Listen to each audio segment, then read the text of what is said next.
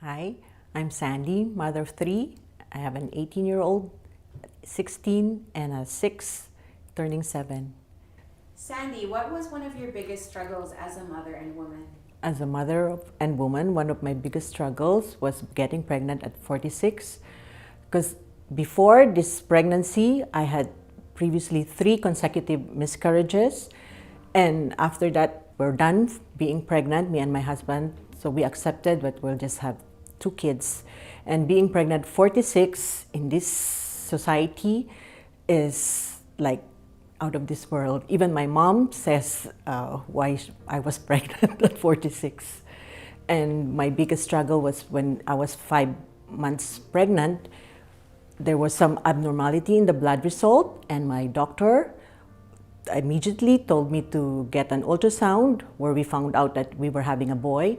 And in the ultrasound too, they were not able to see the face of the baby. So we were referred to medical genetics in BC Women's, where they told us to get another blood test that will be brought to the United States, where they can see.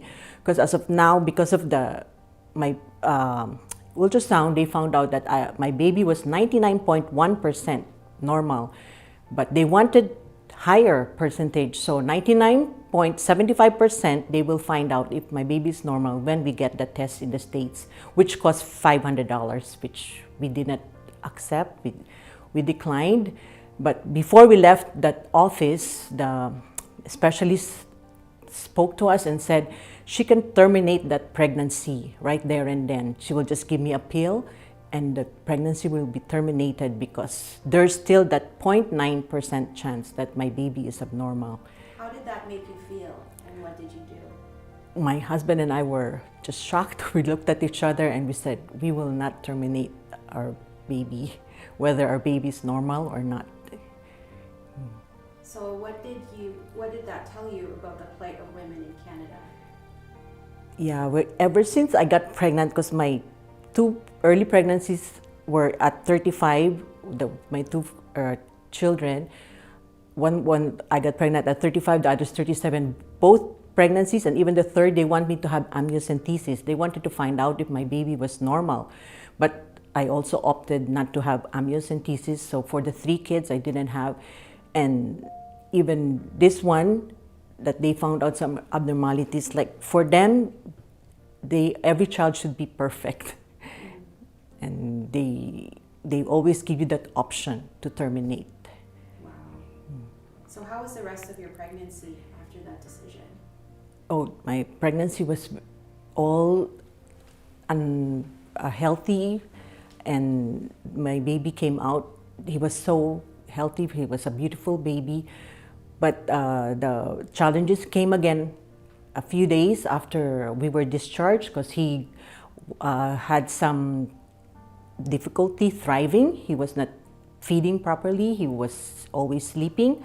So we had to be admitted in the hospital. I got also postpartum preeclampsia. So I was at the 3rd floor of the Sur Memorial, and my baby was at the child services in the 1st floor.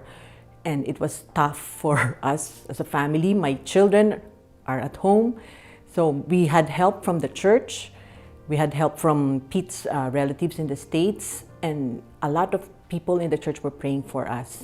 And my son, before he turned 1 month old, was able to be discharged from the hospital. And at 1 year old, he also overcome, because they found out that he was allergic to cow's milk, which he overcame when he was 1 year old. And now that he's turning 7 next week, yeah, he's just a normal, healthy baby boy. And we're just so thankful to the church and the angels that God has sent to our family during those darkest times.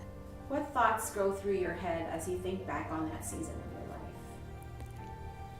For me, like, the Lord brought me to that season because He wanted to show His love for me and for my family, that we are not in this world alone. We have the church, our church family, who went with us, prayed with us, and I'm just so thankful for all of them who walked alongside us during the darkest moment.